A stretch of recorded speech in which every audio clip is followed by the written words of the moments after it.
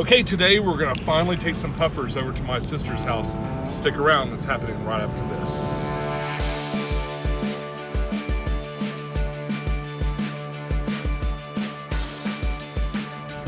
Hey YouTube, this is Pecktec, and as you might remember, we set up an aquarium over at my sister's house, and it's actually been quite a while since I've been over there. She's had sort of mixed results. We'll see exactly what the aquarium looks like. I literally have not seen it at all in quite a few months. I haven't been over there. We usually see each other once a week, but it's always over at my parents' house. So I haven't been over there. I'm not sure what's in store with that tank. Another thing is she was having a problem in that her cat was getting into the tank. So that had no lid on it. The cat was kind of getting in there and messing around. So every time we bring a fish over, the fish would eventually disappear. So anyway, we're on our way to Natalie's house. I'm bringing her a 10-gallon tank. This is a 10-gallon tank that I've had set up for a long time. It's got a lid, it's real stable, it's got a whole bunch of low light plants, really easy to keep and maintain. I basically do nothing to this tank.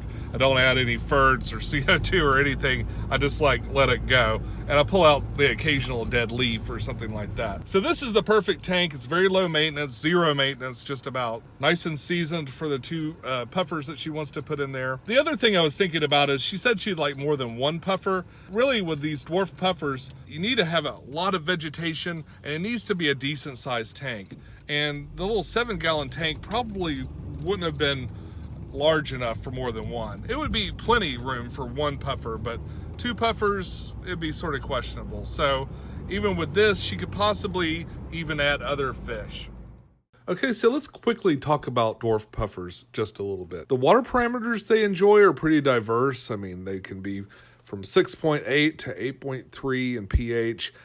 These guys are pure freshwater puffers. They don't have to be in brackish water or anything. They stay relatively small.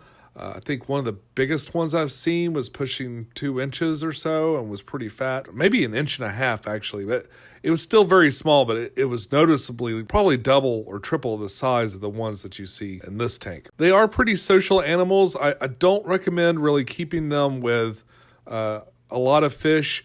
There's a good chance that they'll be nippy, especially if they've got long flowy fins.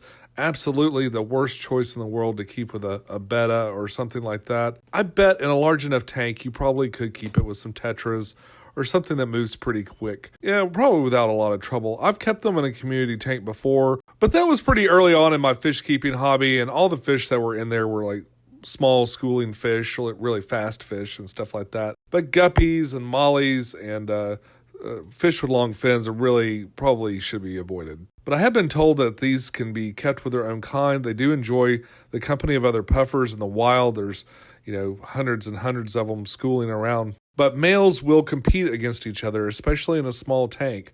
So you got to kind of be careful that you don't end up with a couple of males that are going to, fight amongst each other and cause problems. Even though they do get along, it's important to keep your tank pretty heavily planted. Give them a lot of room to hide, so they are not necessarily always in the sight line of each other. Now, the two puffers I have in this 10-gallon have been staying together for several weeks now. I always see them right next to each other. They don't seem to mind each other at all.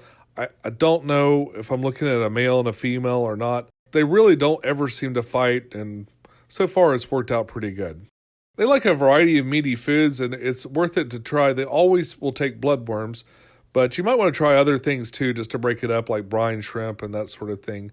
Now, for me, I can always harvest snails.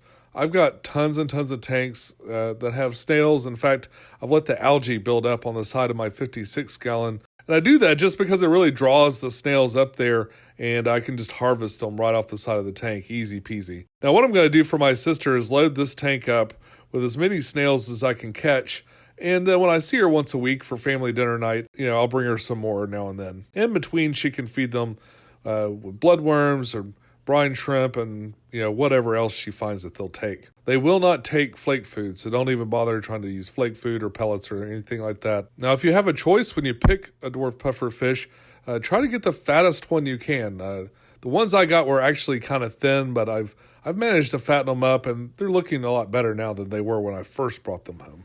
These are really neat little fish, and I highly encourage you to try to keep them at some point.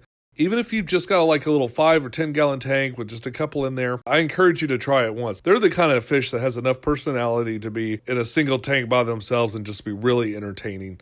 There's very few other fish that entertain me that way. Bettas are kind of that way, but I don't think you'll ever find another small fish that has as much personality as one of these dwarf puffers. And I highly encourage you to try to keep one because they're a lot of fun. I did clean up the tank a little bit. I drained it down halfway, and I very carefully took it down the stairs. Now Holly and I are on our way over to her house to deliver the tank. So we'll see you there. Now when I got over there, I took a look at the tank. I was surprised. The plants didn't really seem to grow at all. Of course, there's no fish in there. There's nothing being added to it or anything like that. But I kind of thought some of the easy plants would have really started to grow. Instead, we just got this kind of thin coat of algae. And although it wasn't horrible, we decided just to go ahead and replace it entirely with the 10 gallon. It's just going to be easier. The tank's already suckled up and ready to go. And although it looks a little foggy right now, it's going to clear up and be a great tank for her. All right, Nellie, so we got you all set up. I'm sorry, that other aquarium didn't seem to grow at all. I don't know what happened with that. I don't know.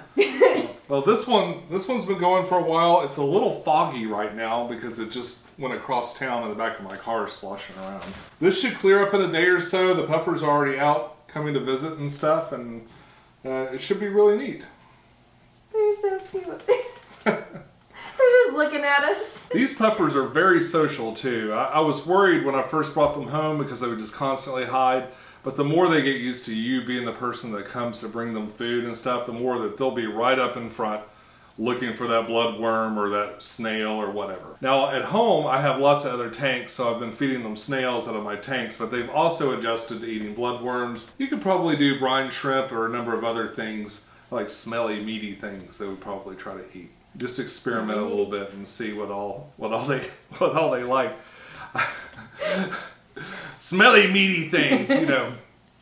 We all like that. Who doesn't like a smelly, meaty meal? Vegetarians. Smart Alec.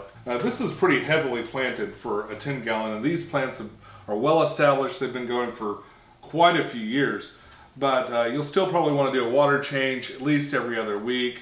I usually recommend 20% once a week, but if you can't get to that and you can only do it twice a month, that's not going to hurt this thing at all. So Perfect. So that's all we got for you this week. Until next time, follow your bliss, keep a clean tank, and we'll see you soon. Bye-bye.